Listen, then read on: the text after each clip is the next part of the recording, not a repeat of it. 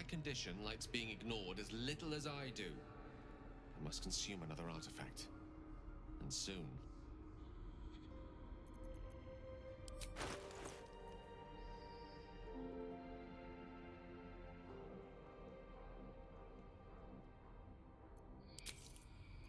Thank you.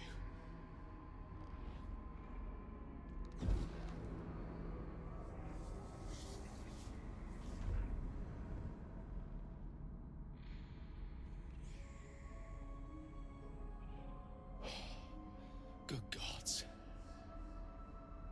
It hardly has any effect. Oh, Mystra, have mercy on us all.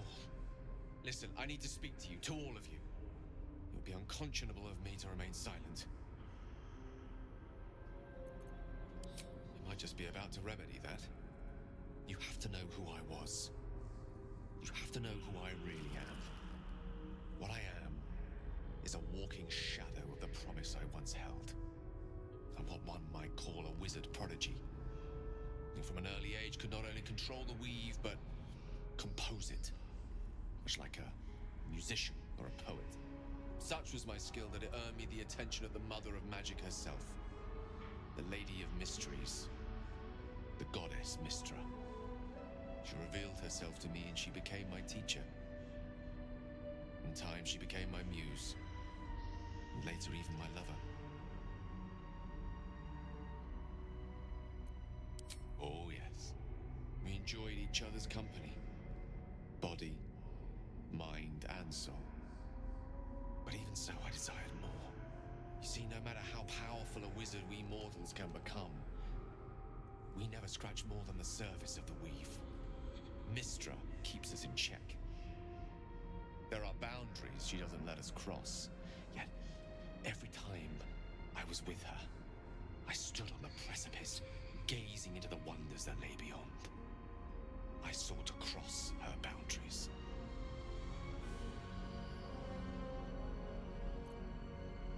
I tried to convince her. I pouted.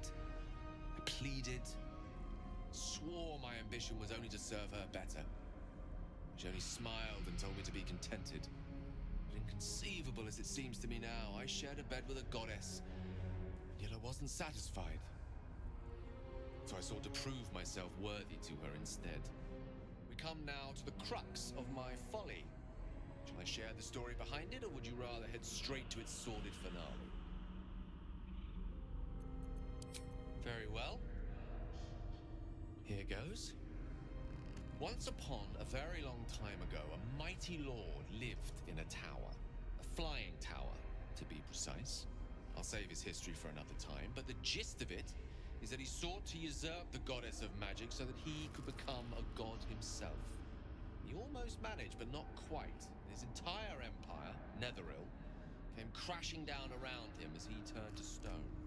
The magic that was unleashed that day was phenomenal. Roiling like the prime chaos that outdates creation. Even the weave itself could not withstand the onslaught. It fractured, then shattered, and all magic was lost to the mortal realms. Until the day Mystra returned.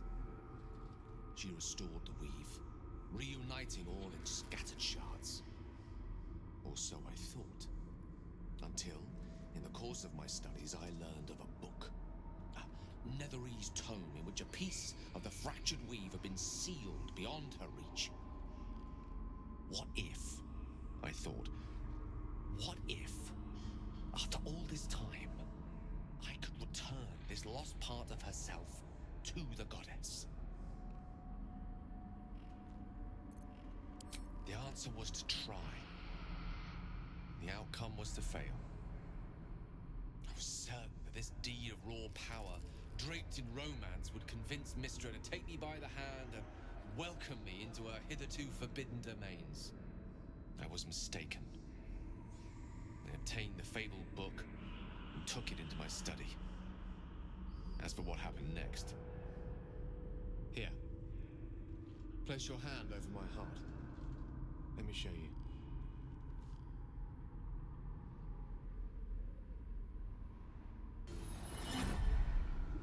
You feel the tadpole quiver as you realize Gale is letting you in.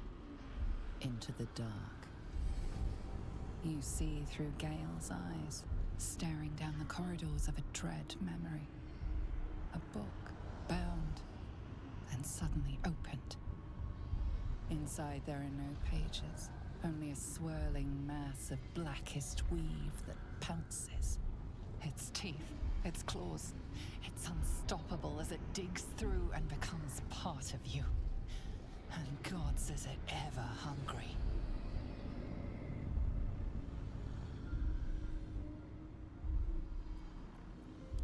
Thankfully, the moment I absorbed the fragment wasn't enough to kill me outright. It was only the beginning.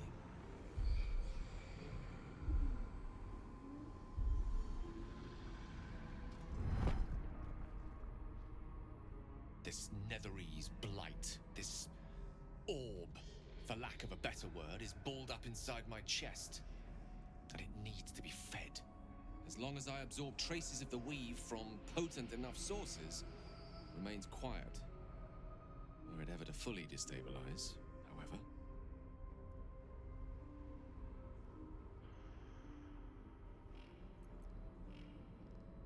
Rather worse, actually.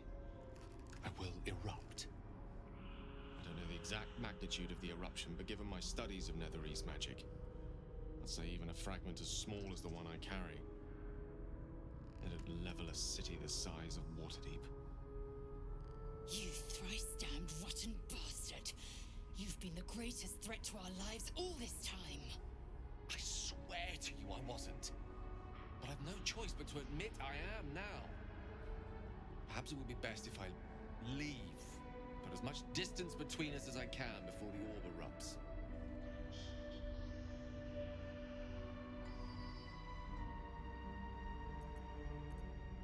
We might chance upon a king's collection of magical artifacts around the corner.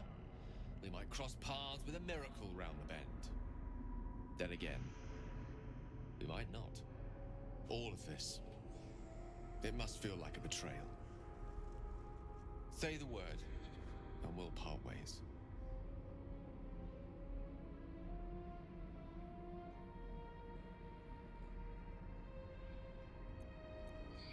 That is a great relief.